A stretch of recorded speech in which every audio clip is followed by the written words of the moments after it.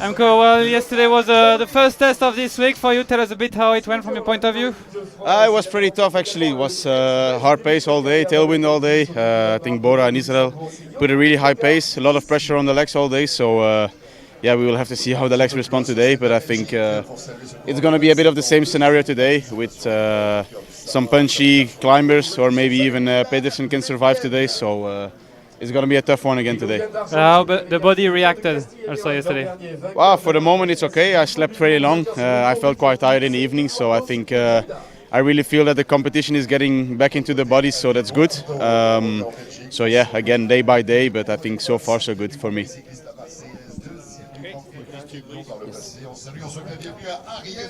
What happened yesterday? We expected to see you at the front also battling for those time bonuses.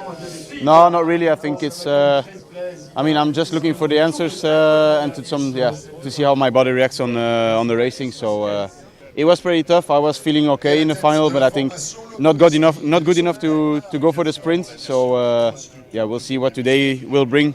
Because yeah, I think for myself, also for Ilan and Mikkel, it's necessary to be up there to not give the other competitors 3 seconds. So maybe we will get in the mix today. Depends on who will still be there. If I see that Pedersen and Kort Nielsen are again in the mix, then for us it makes no sense to sprint. But yeah, it's a pretty tough finish again. So we will just have to see how the race develops, and then we will decide between us what we're going to do in the final. Let's not forget, it's been 2 months you've been away from competition.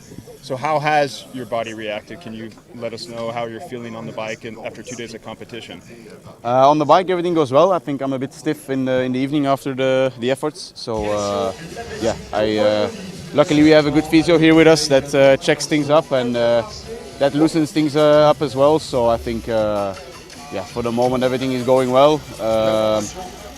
Nothing crazy, so I think I should be happy with how everything is going. Remco, can you talk to us about 2 climbs on the route today? One with about 90 kilometres to go, it's about 9%, 3 kilometres, pretty steep.